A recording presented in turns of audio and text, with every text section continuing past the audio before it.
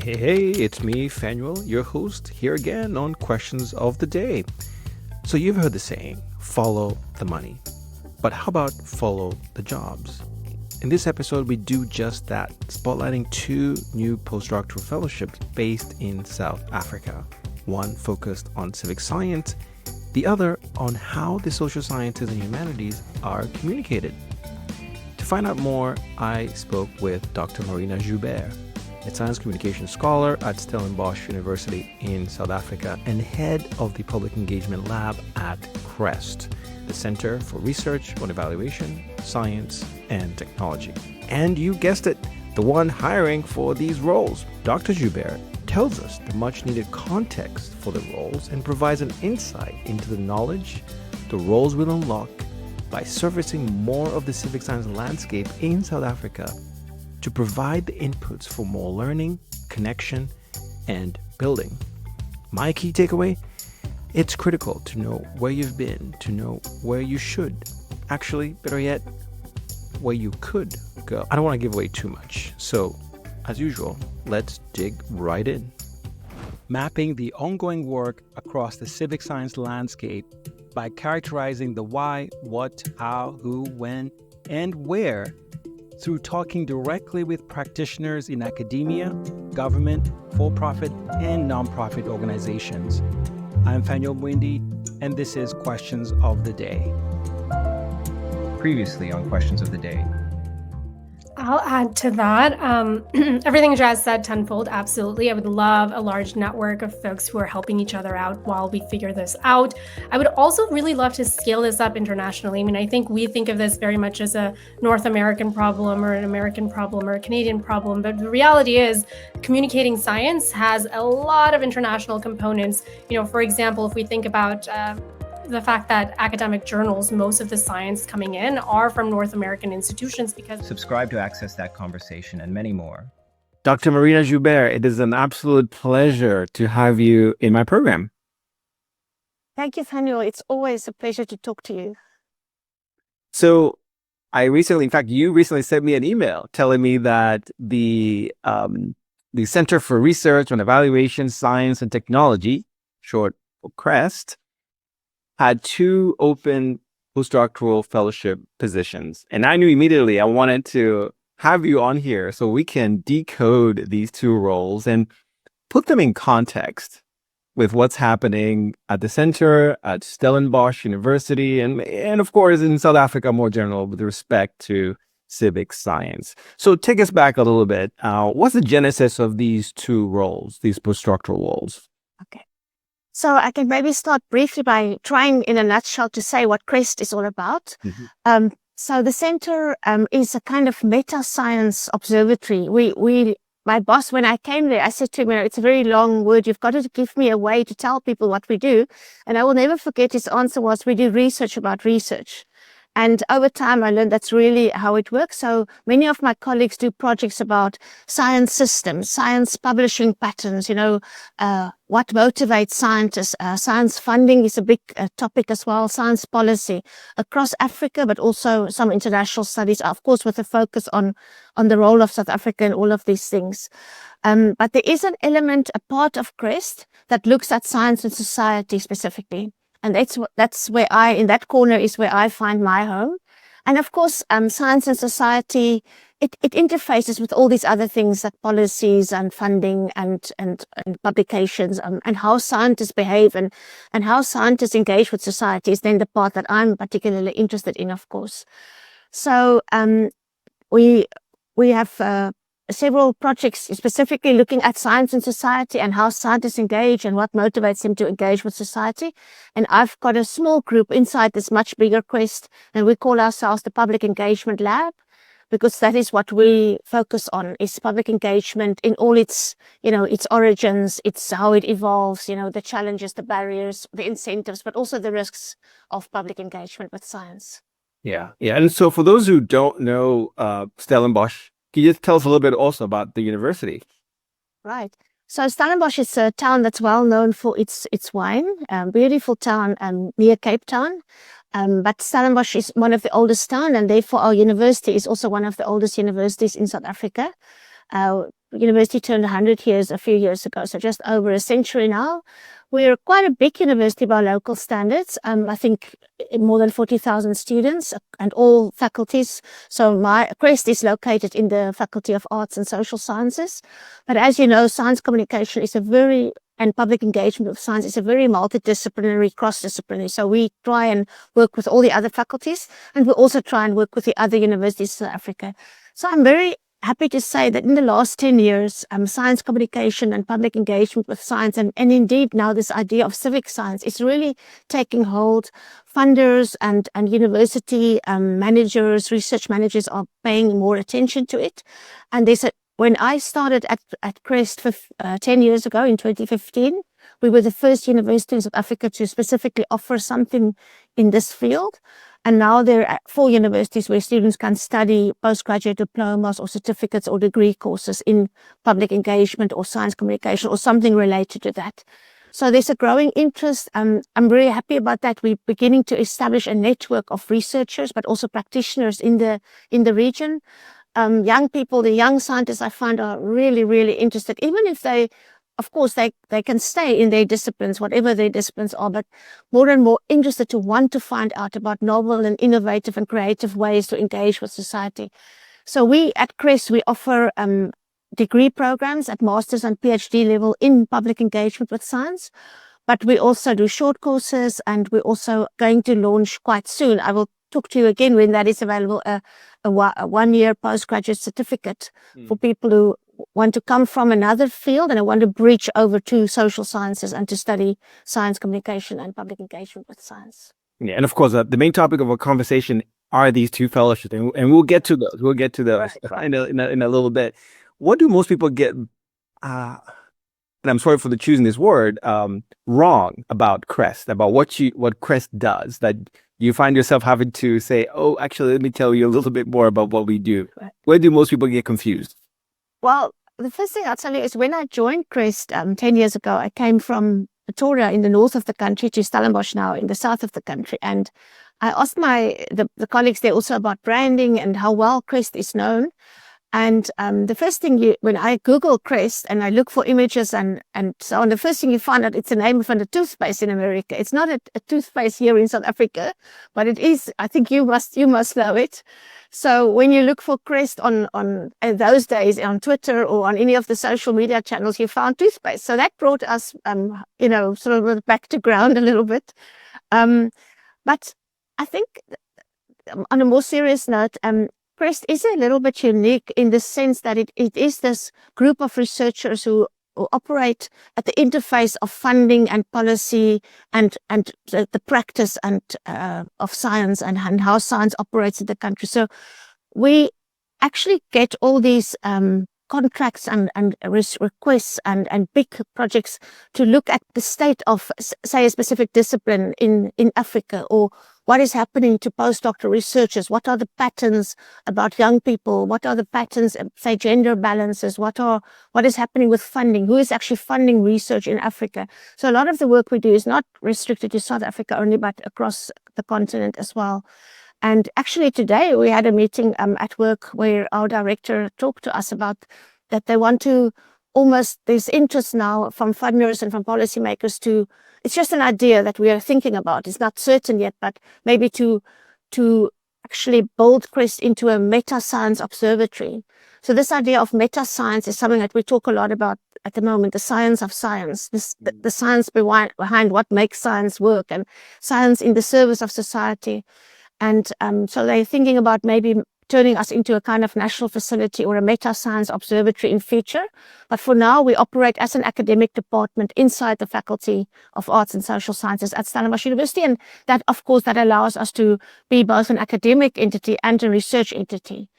So I think it's a field of science that's not that well known.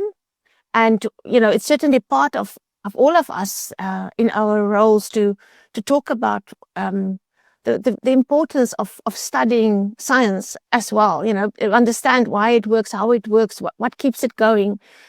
Part of that, of course, when you look at the science and society angle, is public trust in science. And and what the public wants, public expectations, public attitudes to science. So we're very interested in any work that looks at science and society and all the role players, because scientists, of course, I firmly believe that scientists are very, very important when it comes to engaging with society, but they're not the only role players. There's journalists, there's these days social media influencers, there's so many other people that influence how science and society interacts and the attitudes on both sides. Yeah. Ultimately, we know that without public support, science cannot operate. So that's why it really, really matters. Right. And I love this word observatory, by the way. And another word that comes to mind is a convener. You recently, back in November time, right, you hosted the Discovery Science Symposium, right, there. And you had various stakeholders from around the world, right, that came and really gave these talks. What was the key lesson for you? What came out of that kind of like stuck out?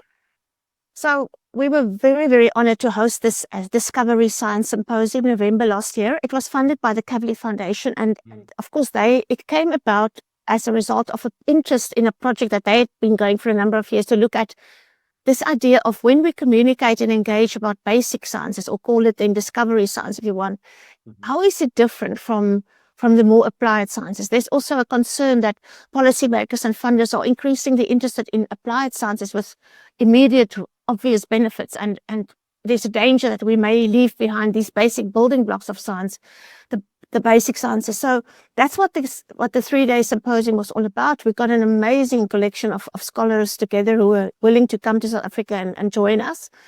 And for me, we still battle. I would say I don't think we had all the answers, whether it's really different and how it's really different, but we certainly had a lot of very interesting conversations around that. But some of the lessons that stood out for me is it is all about being willing to be strategic about the way you engage with the society, not to expect it to happen just by chance. It's something that requires a strategic approach, a deliberate planning of activities, being willing to invest the time and the resources to make it happen. Another key theme that came out of that for me was relevance. It can be basic science, but you've still got to show people why it matters and how it matters. It may not matter in their immediate daily lives, but you've got to be able to show them in the bigger picture why you need to invest in chemistry and neuroscience and physics and astronomy and whatever basic science you are talking about. We also talked a little bit about the ethics of basic science engagement, how to do it responsibly. And then the other big theme that was really prevalent here in South Africa is innovative approaches, how we can use art and music and drama and theater and these kind of a little bit more unconventional approaches to make basic sciences come to life, to let it connect with society, and to move on. Indeed, that is the big theme, to move on from outreach, where the scientists just speak to the public, to really engagement, where we have dialogues with society. Right. To move along beyond the deficit model, right? All these bundles that you have to read about.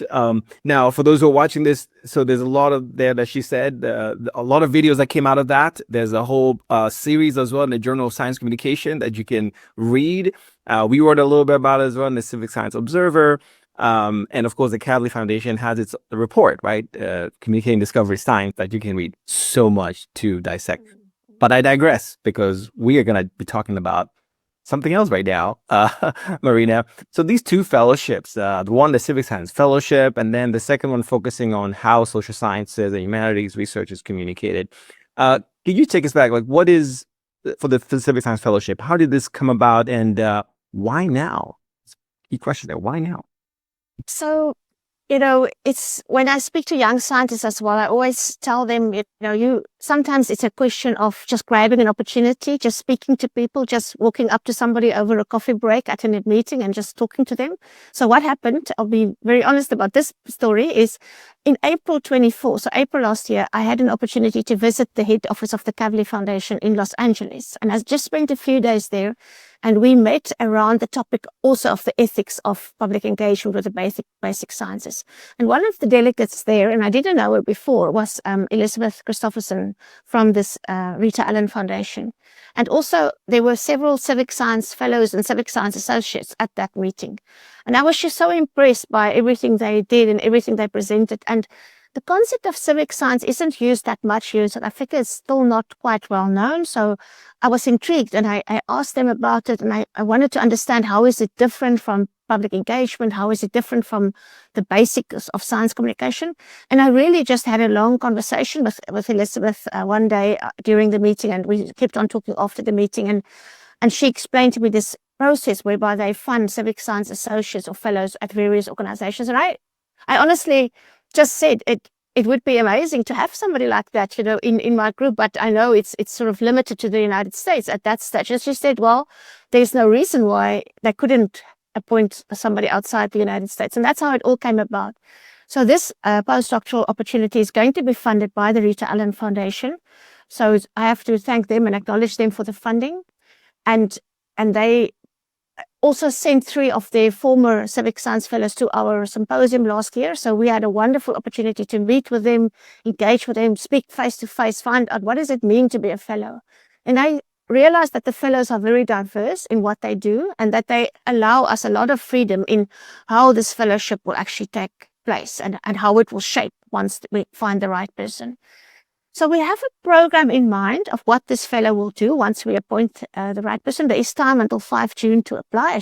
I should add that. And it's open, we can appoint postdoctoral fellows from anywhere in the world if somebody's interested to apply. It's initially for a period of 1 year, but I hope if we are successful and if it works, that we can maybe find a way to extend it. But what we want to do in South Africa, at my group now with this fellowship specifically, is to explore the concept of civic science in the local context. What does it mean in South Africa to go beyond the one-way dissemination of research, to really engage with society? And where does that happen, importantly? There is a perception that there's quite a bit of lip service to that idea, but not that much happening in practice yet. So we want to find the places and the spaces and the organizations and the champions that actually do these dialogues with society, that deliberately plan engagement and give people an opportunity to become involved in science. And we want to look at who they are, where they are, and how they do it. What are the methods that they employ? Also, what can we learn from that? So it's really, the idea is to map it and kind of describe it, but also to interrogate it a little bit, to learn from it. And I'm hoping that if this works out well, we will first of all be able to start a kind of network of science engagers, civic scientists in South Africa. Also the practitioners who make it happen. And also maybe to start to write up, I would say, the rules of engagement, if you want, what works, what doesn't work. And also placing it, we will learn from what has been done in the United States and in other places around the world. But South Africa has a unique societal context with high inequalities, lots of societal problems, disease, poverty, unemployment, etc. So we want to specifically locate it here with our history and with our context. What does civic science mean here, and how can we make the most of civic science in our society? Yeah. I mean, there's a lot that this person will have to do. Sounds like it. And you mentioned that it's anybody vulnerable can apply. Will they be physically based in South Africa, or can they be based anywhere in the world? So a postdoc at Stellenbosch means that you have to relocate here. And I realize that's quite tough, especially if it's only a 1-year appointment. But all I can say is the postdocs we've had before, I've currently got some group people in my group from other countries, and usually they cry when they have to leave because they're a little bit, it's always a big thing to relocate to another country, but Stellenbosch is a fantastic place to live and work, a beautiful town, easy to get around, lots of things to do. So yeah, I mean, I've never had somebody who didn't absolutely love it here. And I'm assuming the fellow as well will bring in their own interests into the role, right? Looking at the landscape. And Marina, I just wanted to ask, in terms of what we do know about the landscape and what we don't know, right? And you mentioned a few things that you hope they'll map. You're hoping they'll provide better resolution, right, to what you don't know right now. Can you share one of the places where you hope to get better resolution that you currently don't have? So we know that some of our museums and some of our, for example, let me give you one example. In Cape Town, there's a beautiful world-class aquarium, the Two Oceans Aquarium, and they run a very lively program for the public, various activities. But I don't think it's well understood or documented, and I don't think the public necessarily knows how they can get involved. So that's just one example. We want to, create a map of where these activities are and what is on offer for the public. But the other thing I also want to look at is universities themselves who want to become more responsive to society. They often use the umbrella term social impact. And what is really meant by social impact from a research organization's perspective?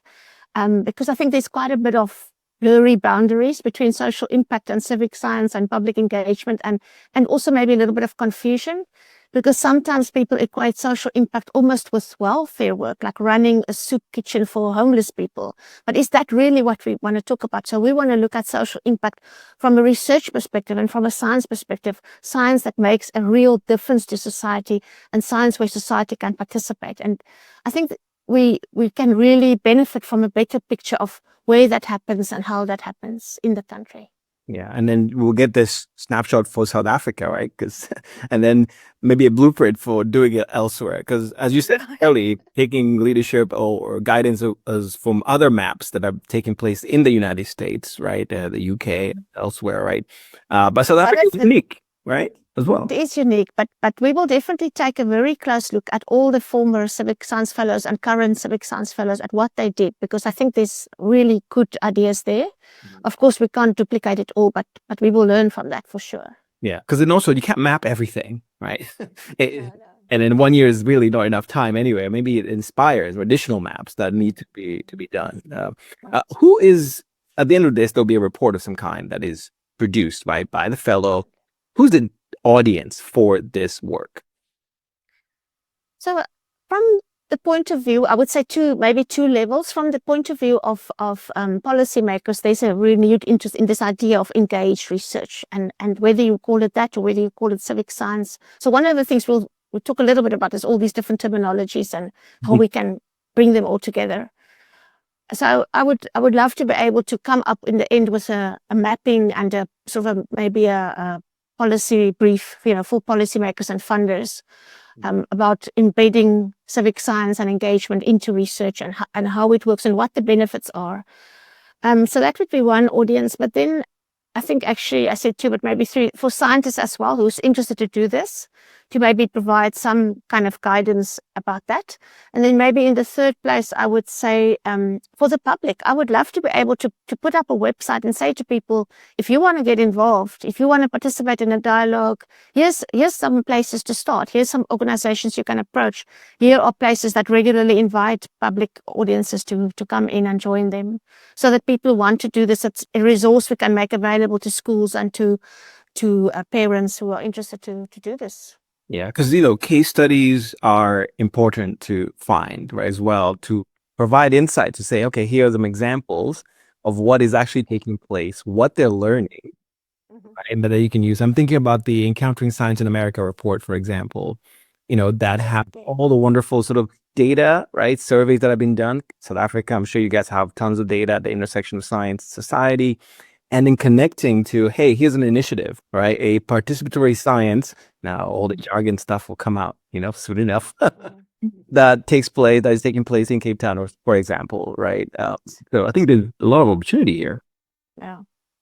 So, I mean, once again, that's a great example and a kind of report that we will certainly look towards and see what is possible to do here in the local context. Yeah. And then, of course, not that you had just one role here, you had a second one, okay? And the second one looking at how social sciences and humanities research is communicated and shared with broader society.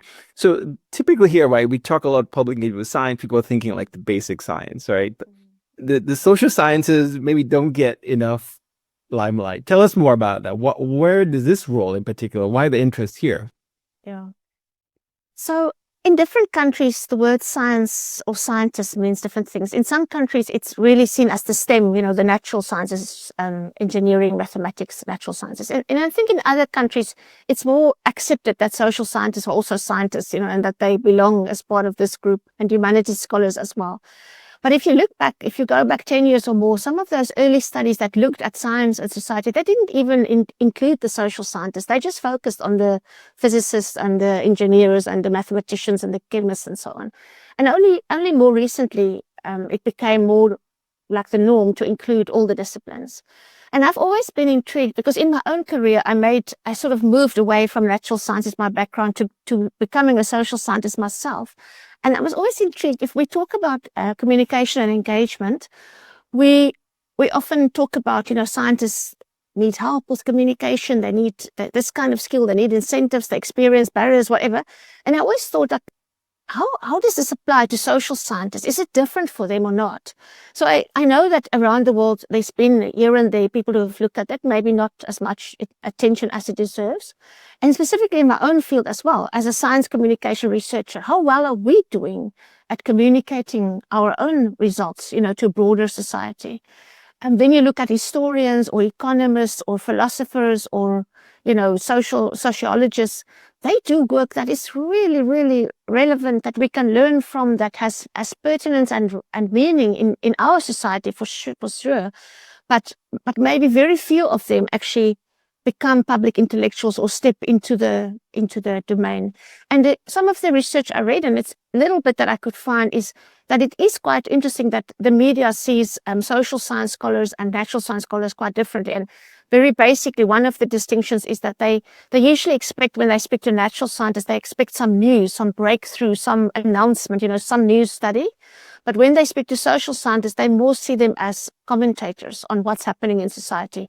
Please comment on the new piece of legislation, or tell us what you think about the minister's speech, or something like that. So it's almost as if they don't expect social scientists to come up with anything that's exciting and new.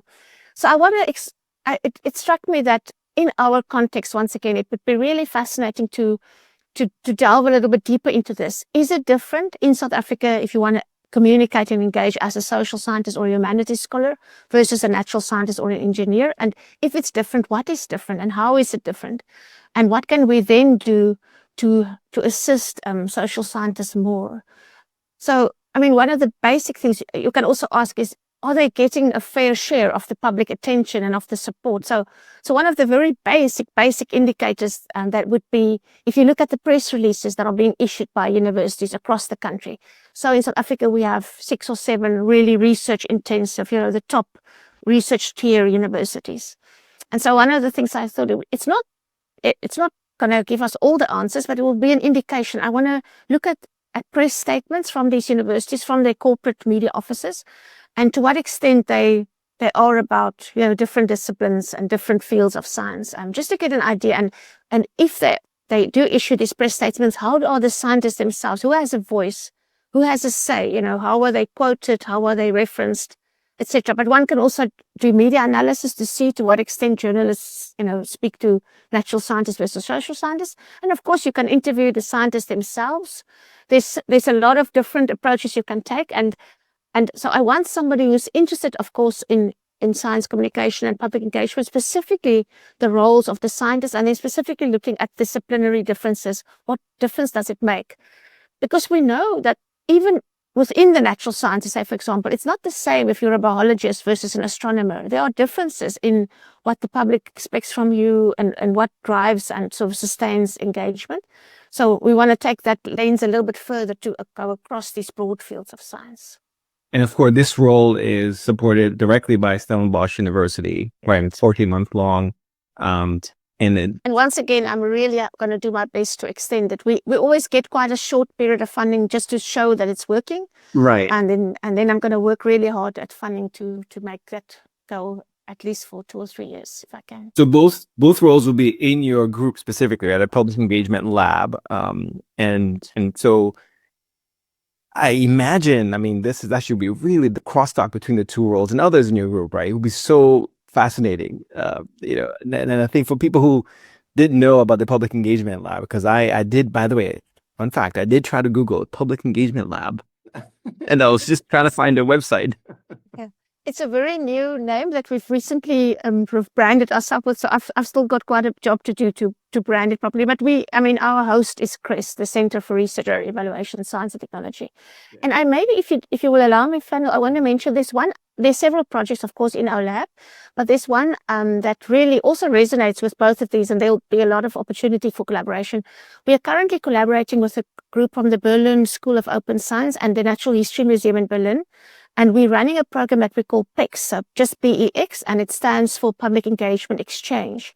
And what we are looking at in that project is a 2-year project funded by the German Ministry of Science and Education. We are looking at leadership in public engagement. What does it mean to be a leader?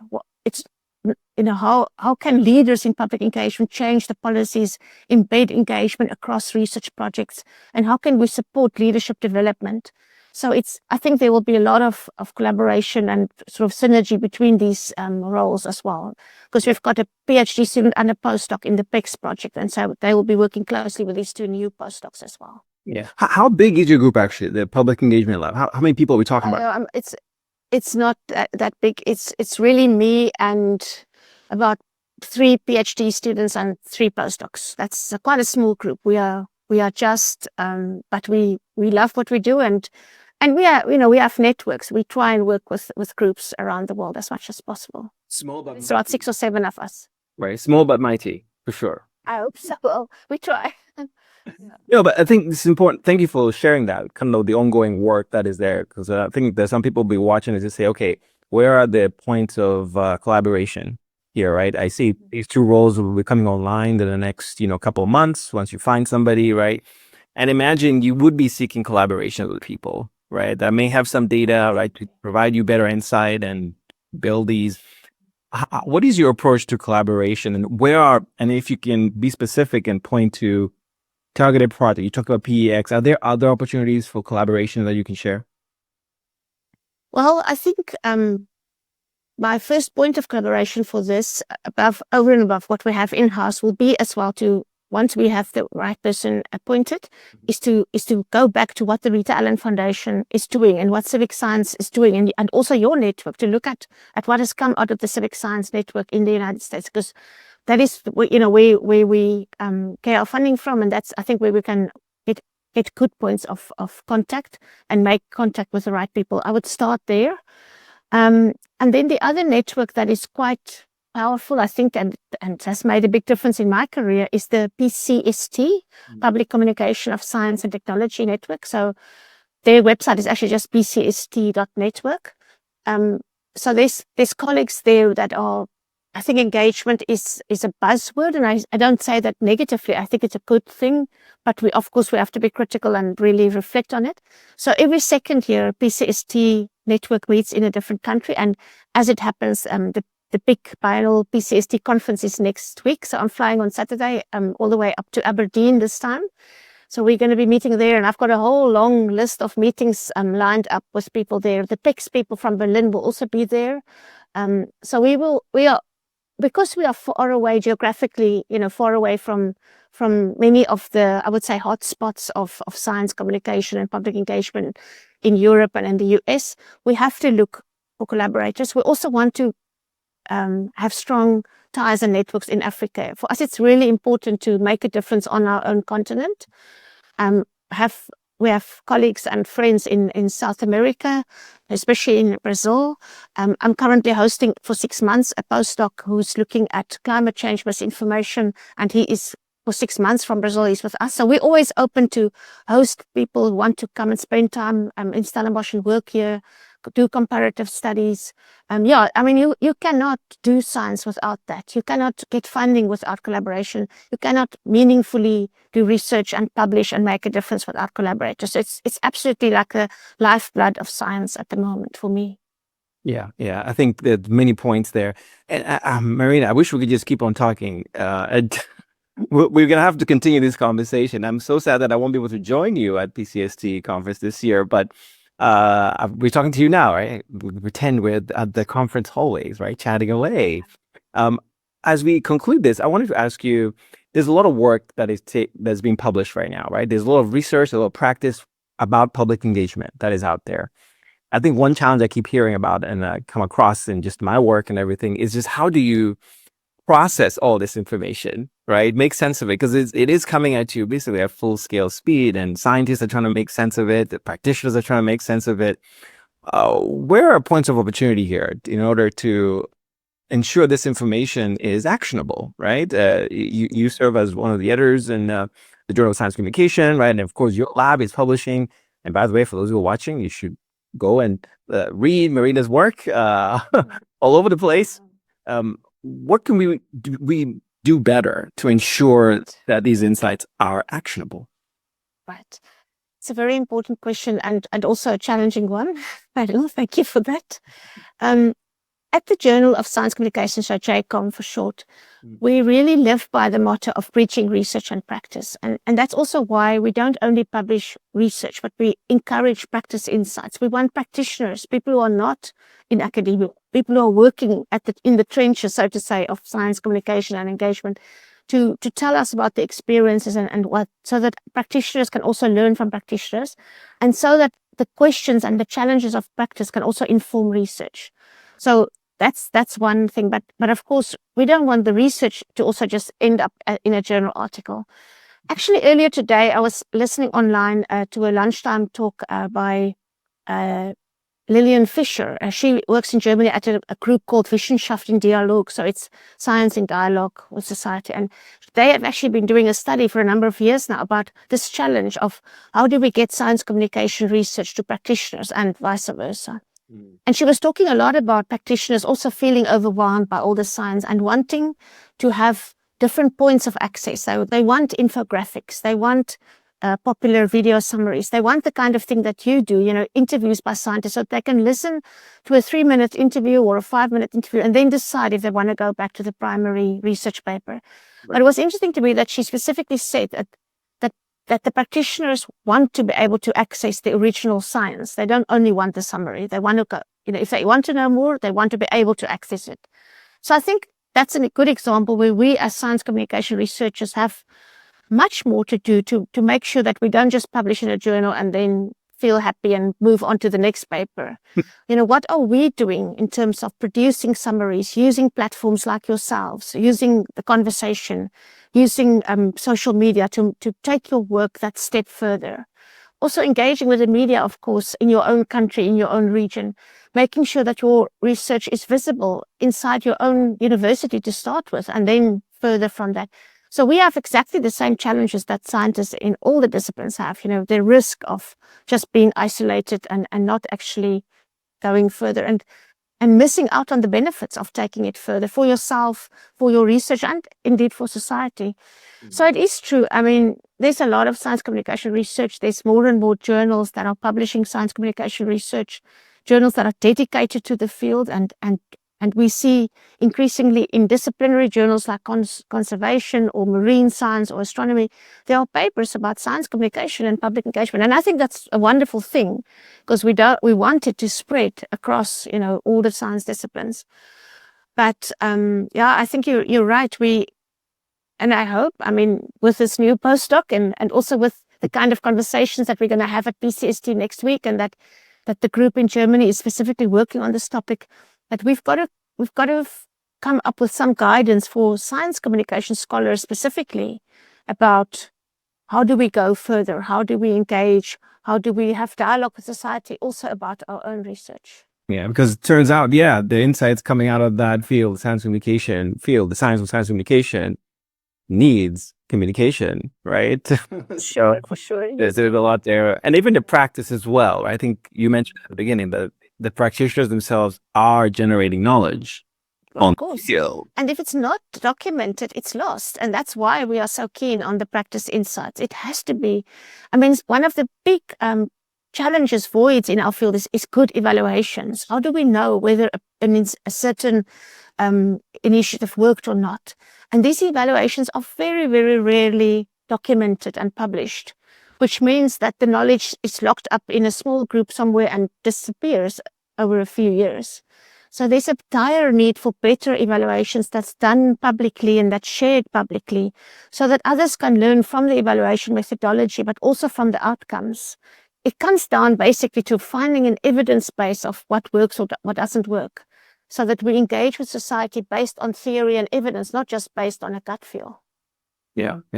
I think we have to end it there, Marina, and I look forward to having these two postdoctoral fellows, once they're installed and on their way through finding some data and insights, to have them right back here and tell us what they learned. Until next time. I will definitely make sure that happens. Thank you so much for the opportunity, Fanuel.